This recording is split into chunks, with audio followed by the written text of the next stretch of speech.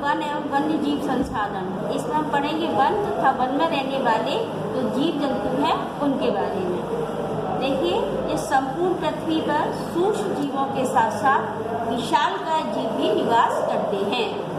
ये पूरी ही पृथ्वी जैव विविधता से भरी हुई है। यहाँ पर मानव से लेकर के सूक्ष्म और बड़े जीवधारी जो मिलकर के एक जटिल पारिस्थितिक तंत्र का निर्माण करते हैं। मानव जीवन के लिए जल, वायु और मृदा ये अनिवार्य घटक हैं। इनके संयोजन से ही पृथ्वी पर जैव चक्र चलता है। और देखिए, भारत में वनस्पति जात और प्राणी जात जैव विविधता के संदर्भ में भारत विश्व के प्रमुख देशों में सम्मिलित है। यहाँ विश्व की समस्त जैव उपजातियों की 8% जनसंख्या और लगभग 16 लाख उपजातियां पाई जाती हैं। 10% वनस्पति जात और 20% स्तनधारियों को लुप्त होने का खतरा है। इनमें से कई उपजातियां तो बहुत ही दयनीय अवस्था में हैं और वह लुप्त होने की स्थिति में हैं, जैसे चीता है, गुलाबी सिर वाली बतख, पहाड़ी कोयल आदि, और महुआ की जंगली किस्में हैं, एक अलग घास की प्रजाति। ये सारी चीजें हैं जो कि बहुत ही लुप्त होने की स्थिति में हैं। अब भारत में क्या वनों की तो कटाई हो रही है, बहुत ही चिंताजनक है। अब देखिए, प्राकृतिक संसाधन संरक्षण संघ के अनुसार पौधों प्राणियों को उनकी दशा के अनुसार निम्नलिखित श्रेणियों में विभाजित किया जा सकता है।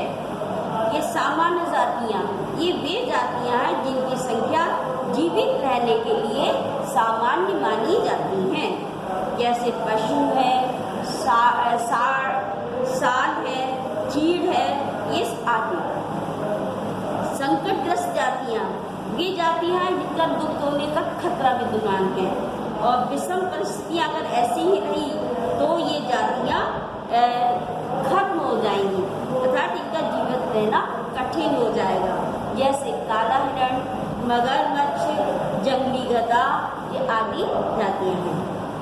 अब सुबेद जातियां, ये वे जातियां जिनकी संख्या घट रही है, और अगर इनकी संख्या पर भी विपरीत असर डालने वाली जो परिस्थितियां नहीं बदली तो ये भी संकटग्रस्त जातियों में आ जाएंगी, जैसे नीली भेड़ है, एशियाई हाथी है, गंगा नदी की डालफिन।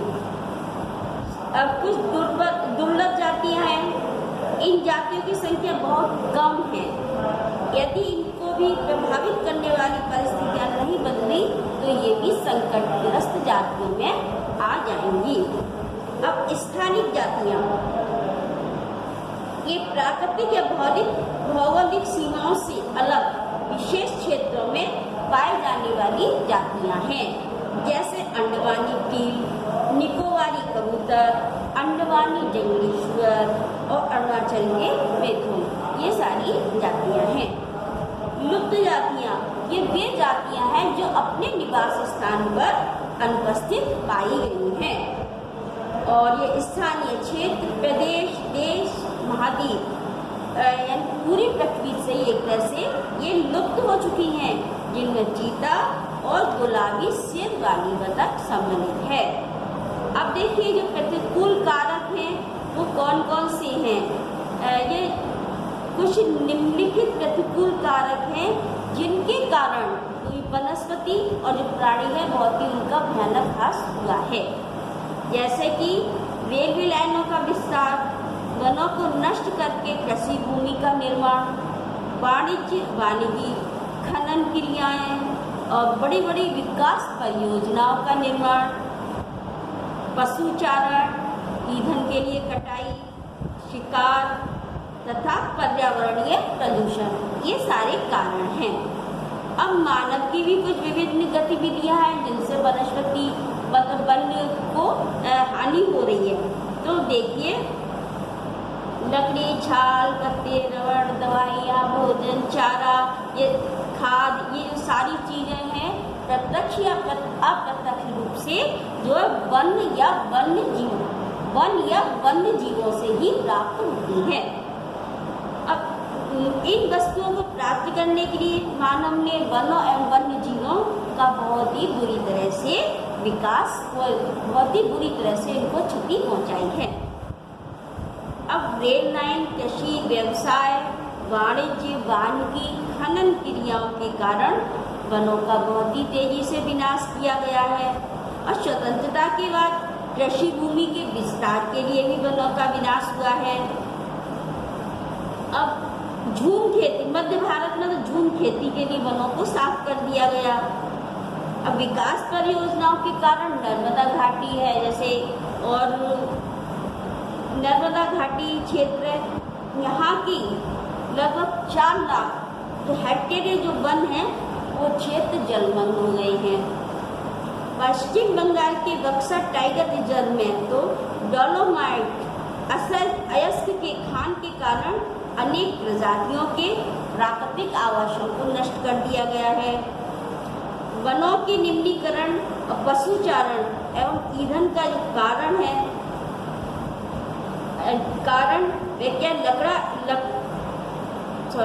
वनों के निम्नीकरण, पशुचारण एवं ईंधन के कारण ही जो है होता है। वनों का निम्नीकरण पशुचारण एवं ईंधन के कारण ही होता है। अब वनों के निम्नीकरण से जो पारिस्थितिक तंत्र है उसका संतुलन बहुत नष्ट हो रहा है, जिससे आवश्यकताओं को पूरा करना कठिन हो रहा है। अब देखिए उपनिवेशी वन नीति।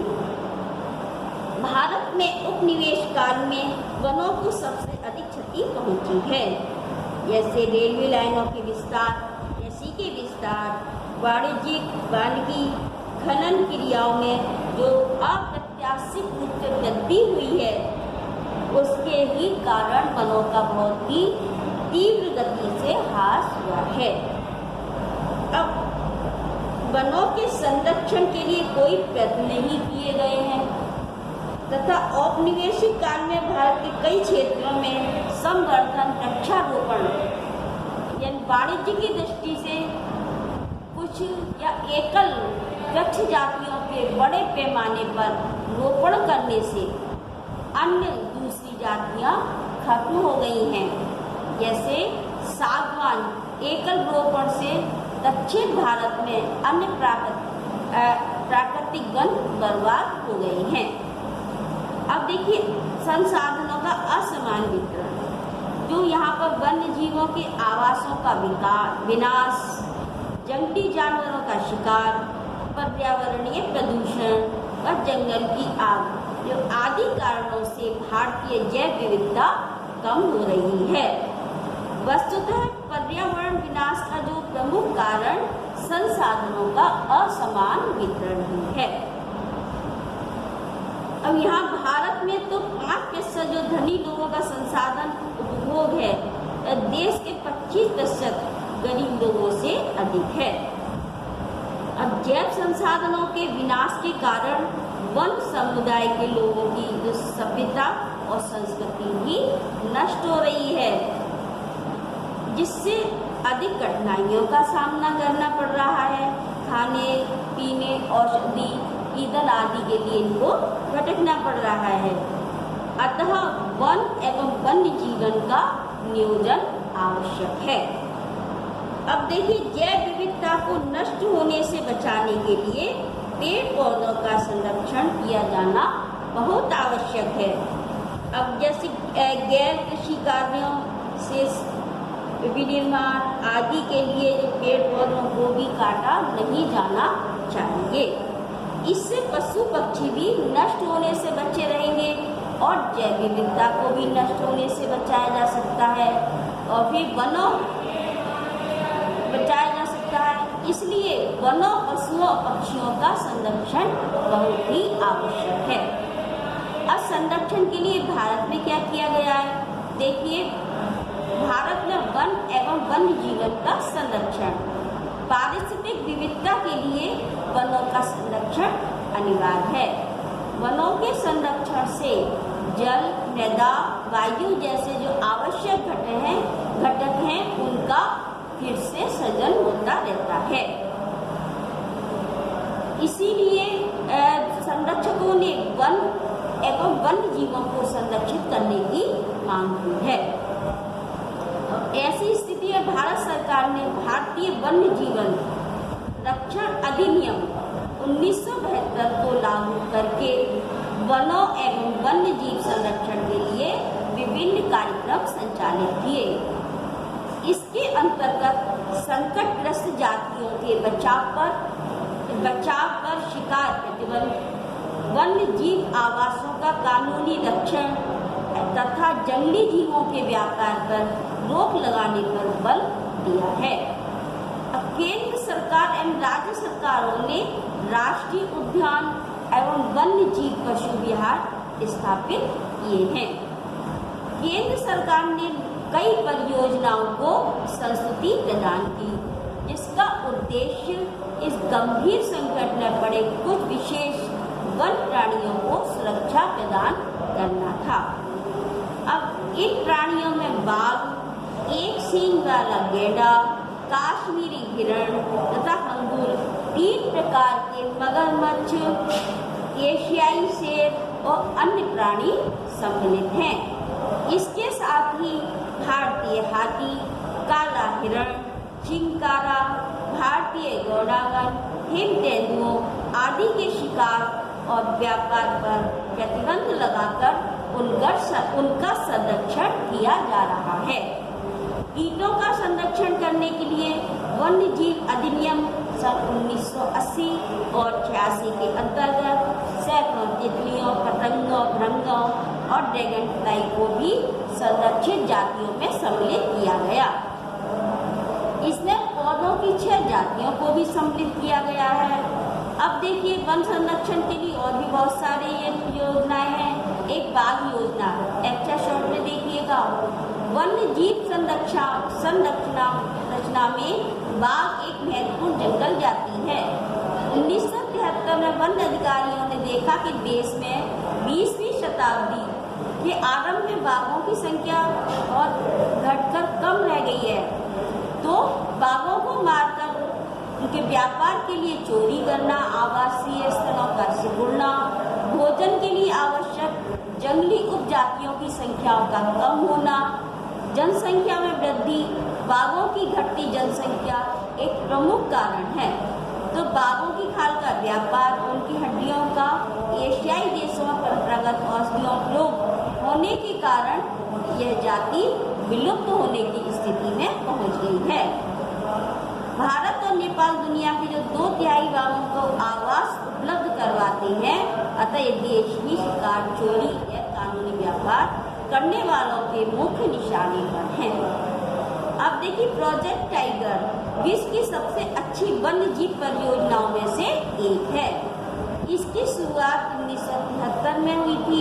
अब बाघ संरक्षण मात्र एक संकटग्रस्त जाति को बचाने का केवल प्रयास नहीं है, बल्कि इसका उद्देश्य बहुत बड़े आकार के जैव जातियों को भी बचाना है, जिसके लिए उत्तराखंड में कार्बेट राष्ट्रीय उद्यान, पश्चिम बंगाल में सुंदरवन राष्ट्रीय उद्यान, मध्य प्रदेश में बांधवगढ़ राष्ट्रीय उद्यान, राजस्थान में सरिस्का वन्यजीव पशु विहार, असम में मानस बाघ रिजर्व और केरल में पेरियार बाघ रिजर्व, ये सब भारत में बाघ संरक्षण परियोजनाओं के बहुत ही अच्छे उदाहरण हैं। अब देखिए, वन एवं वन्य जीव संसाधनों के प्रकार और वितरण।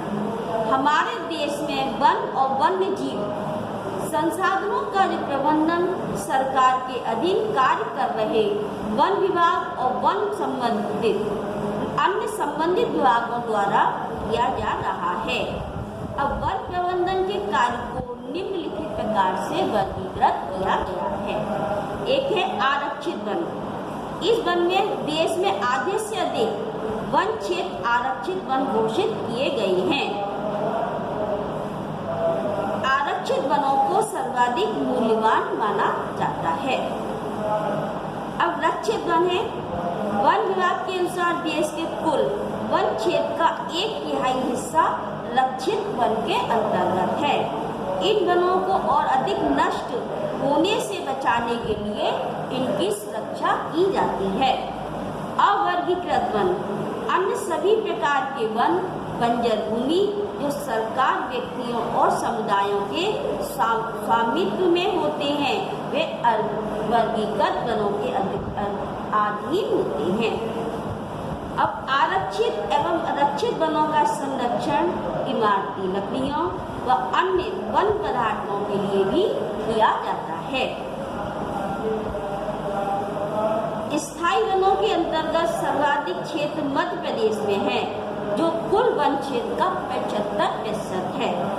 जम्मू कश्मीर, आंध्र प्रदेश, उत्तराखंड, केरल, तमिलनाडु, पश्चिम बंगाल, महाराष्ट्र में आरक्षित वनों का अनुपात अधिक है, जबकि बिहार, पंजाब, हरियाणा, उड़ीसा, हिमाचल प्रदेश, राजस्थान में रक्षित वनों का अनुपात अधिक है। गुजरात, पूर्वोत्तर के राज्यों के वन अवर्गीकृत हैं तथा स्थानीय समुदायों के लोगों के प्रबंधन में है। ये वनों का वर्गीकरण था। अब समुदाय और वन संरक्षण यानी वन संरक्षण के लिए क्या है? भारत में अवस्थित वन अनेक मानव प्रजातियों के आवास स्थल हैं। ऐसी स्थिति में वन संरक्षण की नीतियों में उनका सहयोग बहुत ही महत्वपूर्ण है। वनों को बचाने के लिए स्थानीय समुदाय के जो लोग हैं, वे सरकारी अधिकारियों के साथ मिलकर बहुत ही सराहनीय कार्य कर रहे हैं। जैसे राजस्थान में सरिस्का बाघ रिजर्व में आने वाले गांव के लोगों ने वन्य जीवों को बचाने और खनन कार्य बंद करवाने के लिए संघर्ष किया था। राजस्थान में ही अलवर जिले के 5 गांव के लोगों ने 1200 हेक्टेयर वन भूमि पर भैरव देव डाक ऑफ सेंचुरी बनाकर शिकार पर प्रतिबंध लगा दिया है और इस क्षेत्र में अनाधिकृत लोगों के आने पर भी प्रतिबंध लगा दिया है।